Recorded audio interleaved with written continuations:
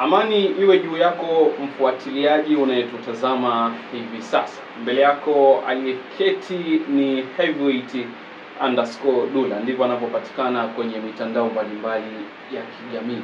Tumemtafuta ni mara baada tu ya wekundu wa Msimbazi Simba Sports kutokufika kwenye mkutano wa waandishi wa habari ambao huwa unafanyika siku moja kabla ya mchezo. Dulla Heavyweight, kwanza nifahamu hali yako iko vipi? Kwema ndugu yangu, namshukuru Mwenyezi Mungu. Jambo limekwenda vizuri. Tunahesabu tu masaa hapa kwa ajili ya kuelekea kwenye mchezo mkubwa. Safari hii mchezo unakuwa decisive. Unaenda kuamua, manake historia inaweza ikajirudia. Manake mara mwisho kwa timu kutoka kwa timu hizi manake za Kariakoo Derby kucheza mchezo wa kimaamuzi ni mwaka 1985. Wakongo wanaelewa vizuri. Kwa hiyo inaweza ikajirudia, na ile bahati mbaya mchezo haikumalizika. Kwa hiyo tunaweza tukarudi tena kuangalia mchezo wa kimaamuzi ambao pia kuna ile mwaka 1989 ambayo Simba ndio ilikuwa inataka kushuka daraja. Pia ilikuwa ni mchezo ambao unaamua hatima ya mnyama Simba. Safari hii inakuwa ni mechi ambayo aidha mmoja anapata kombe mbele ya mwenzie, na Simba akiwa na kibarua kigumu zaidi kwa sababu anahitaji ushindi tu. Sare yoyote pamoja na ushindi kwa Yanga, basi Yanga anakuwa bingwa. Umeanza vizuri sana kama. Lakini watu wa Simba Sports wamekula nyoya. Dalili ambazo kwa baadhi ya mashabiki wanafurahishwa na kile ambacho timu imefanya, lakini wapo baadhi ambao wanaamini Simba bado atakwenda kucheza mchezo nambari 184 ambao ulihairishwa mara mbili, ya tatu huu ni tamati sasa. Kwako wewe, maoni yako katika hili yapo vipi Dulla? Simba Sports kutokwenda ni dalili za kwamba hawatofika kwenye mchezo wenyewe wa dabi hapo kesho? Hapana. Unajua mimi nimejaribu kufuatilia kwa sababu kuna habari za uchunguzi na kuna habari za kutoa maoni. Hii ni swala ambalo linahitaji uchunguzi ili uweze kubaini nini ambacho Simba wanakifikiria kwenye fikra zao kuelekea kwenye mchezo wa kesho. Kwanza ni kweli hawakwenda kwenye press conference, na kwa taarifa ambazo ninazo pia wanaweza wasihudhurie pia pre-match meeting ambayo inafanyika siku ya mchezo.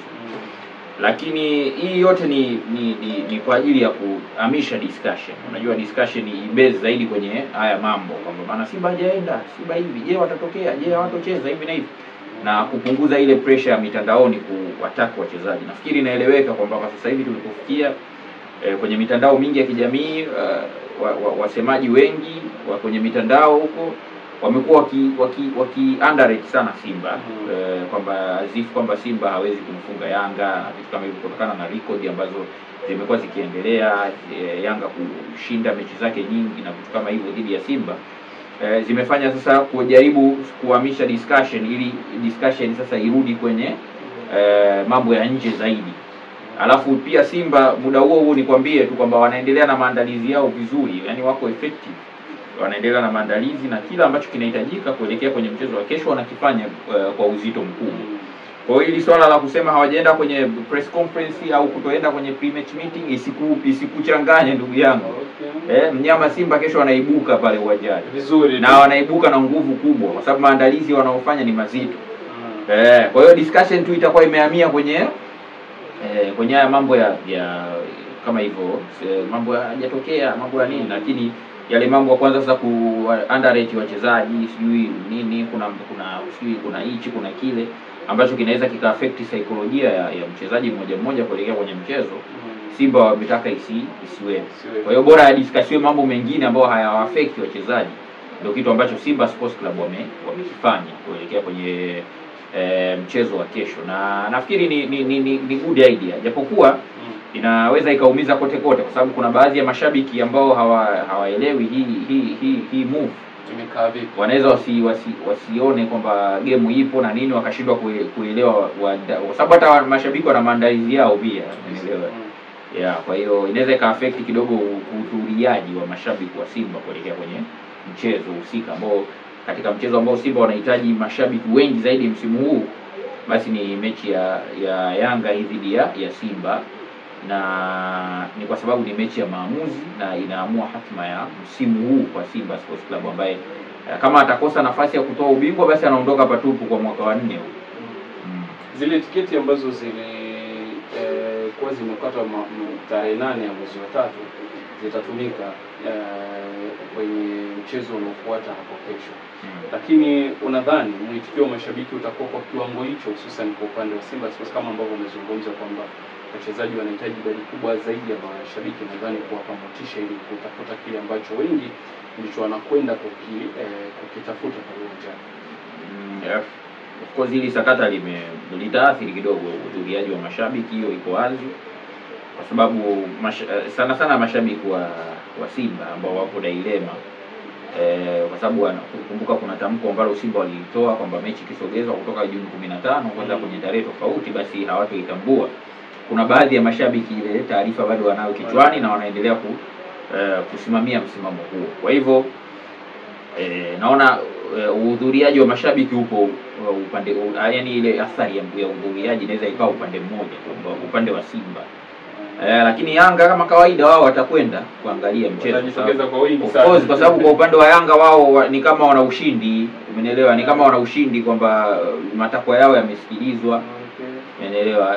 Tarehe imesogezwa mbele, jambo ambalo pia walikuwa wamedemand hivyo, na vitu kama hivyo. Kwa hiyo labda kwenye issue labda ambayo wamekutana nayo kama surprise kuelekea kwenye mchezo wa kesho ni issue ya waamuzi, umeelewa? Lakini kwenye sehemu zingine zote nafikiri walikuwa wametaka walichotaka na wamekipata. Kwenye eneo ambalo umeanza kuligusia, nilikuwa nataka twende taratibu ile performance sema, acha niulizie hapo uliposemea waamuzi 4 wanatoka taifa la Misri.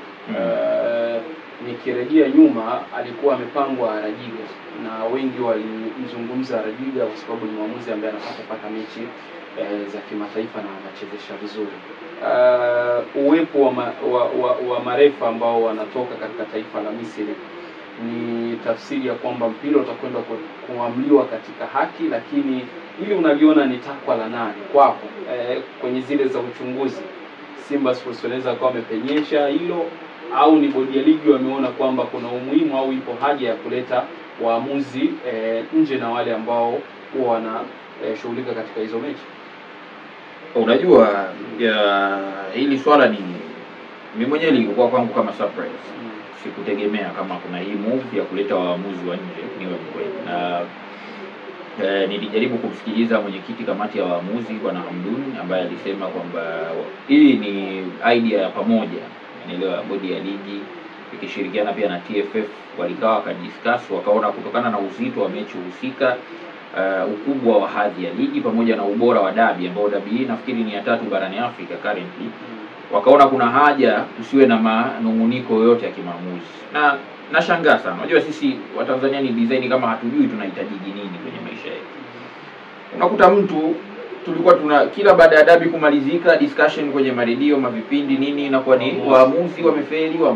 Dabi iliyopita Kayoko aliharibu, dabi ya nyuma Rajiga lalamikiwa. Sasa kumekuwa kuna malalamiko dhidi ya waamuzi katika dabi nyingi sana ambazo zinachezwa. Wanaotoa malalamiko ni nani? Ni wadau wa soka pamoja na mashabiki pamoja na watu wengine. Lakini vile vile hata baadhi ya viongozi ndio wameshawahi kuingia kwenye heka za kutaka kufungiwa kwa sababu ya malalamiko dhidi ya waamuzi.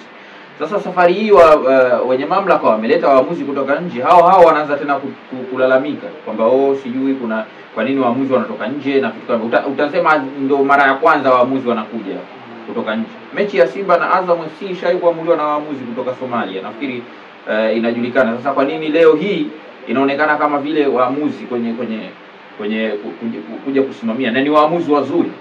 Sasa swala linafuatia mara baada ya tarehe kubadilishwa, kwa sababu tarehe 8 mechi ilikuwa ni ile hadhi ni ile. Kilichobadilika ni nini mpaka waamuzi wakaletwa tofauti na tarajiwa wa nchi? Yaani swali ndio linakuja hapo. Yaani kilichobadilika ni nini? Kama tarehe 8 alikuwa ni Rajiga, sasa kipi ambacho kimefanya asirudi Rajiga na wawepo marefa wa taifa lingine? Rajiga currently yupo Misri.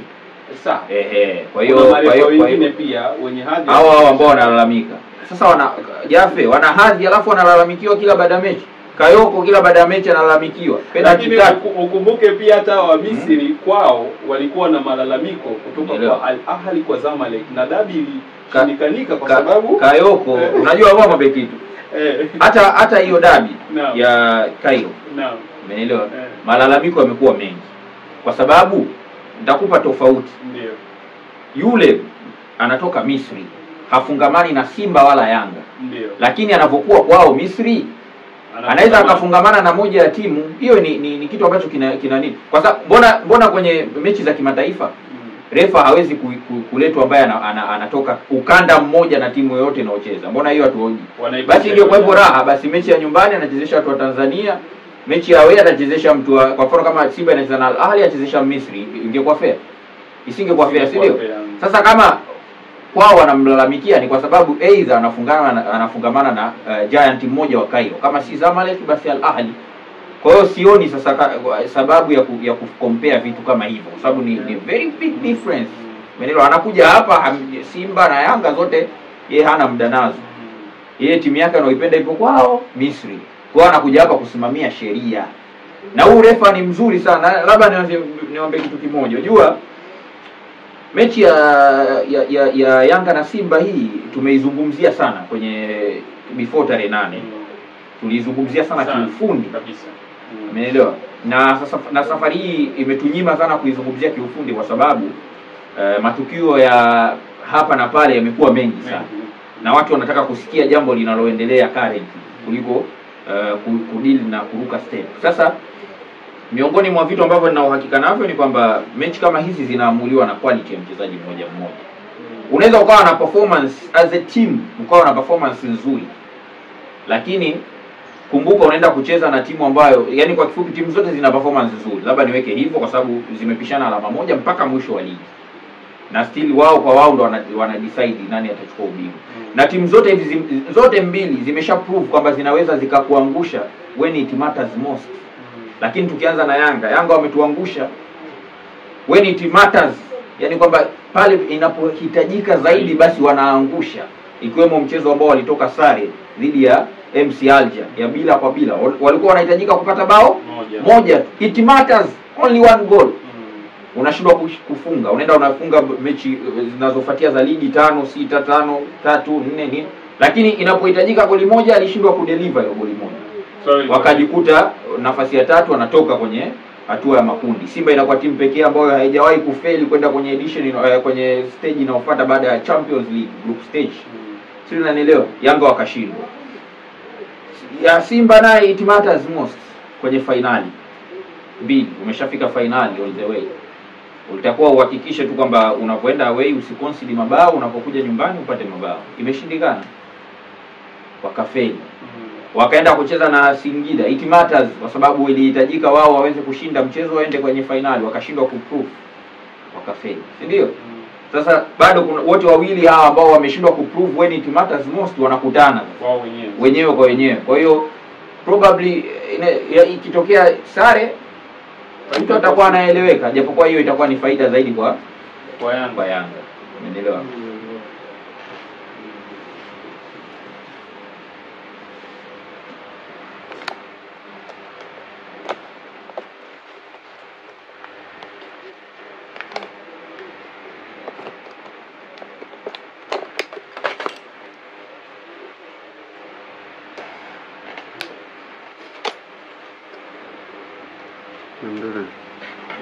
Yes, kwa hiyo hapo inaeleweka. Mfano ikija kutokea sare inakuwa ni faida kwa Yanga, lakini itakuwa ni result ambazo hazitoshangaza kwa 10%. Umeelewa? Sasa tunarudi kwenye key point.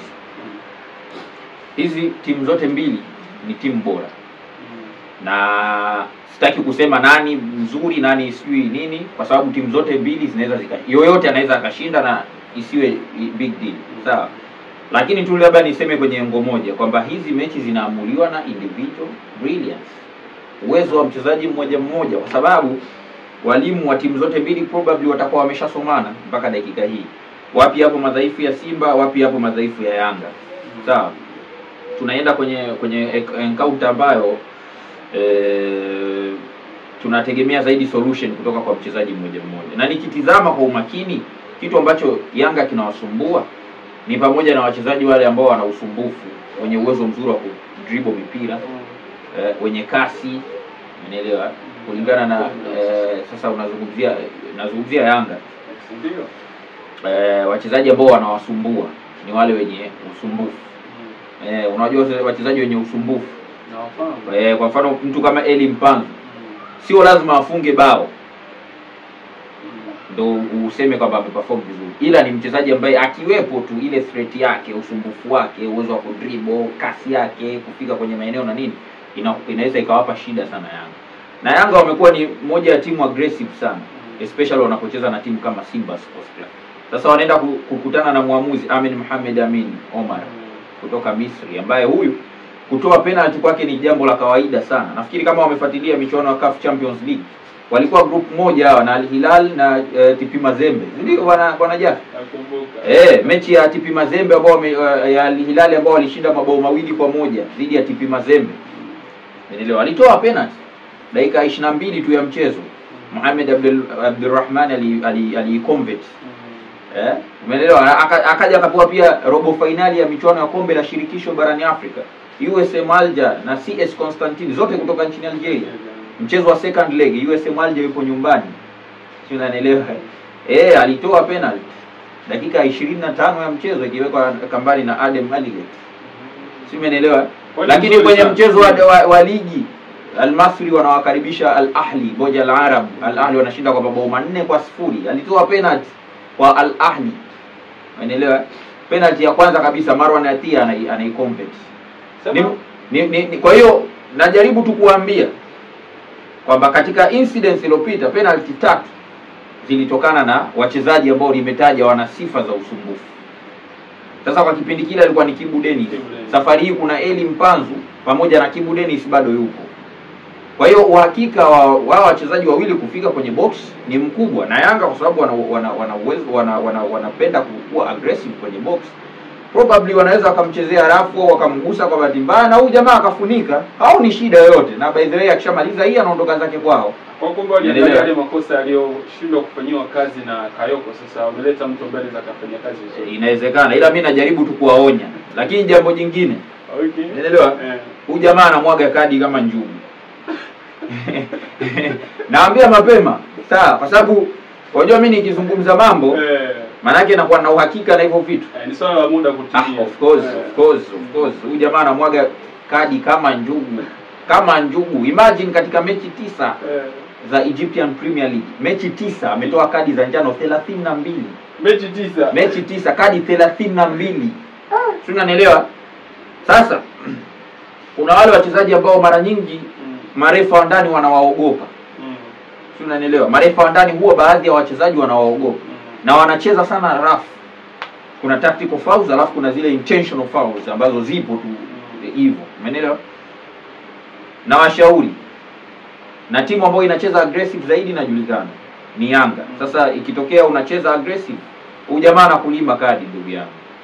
Mapema sana utaumia. Kwa mwisho wa siku, japokuwa sio mtu wa kutoa sana kadi nyekundu, lakini hizi njano kawaida, kwa sababu ana record ya amewahi kutoa kadi 9 ndani ya mchezo mmoja. Sio, unaelewa? Kwa hiyo sasa kocha anamaanisha refa kama huyu si wa kumnini, wa kumletea mzaha kwenye kazi yake. Sawa?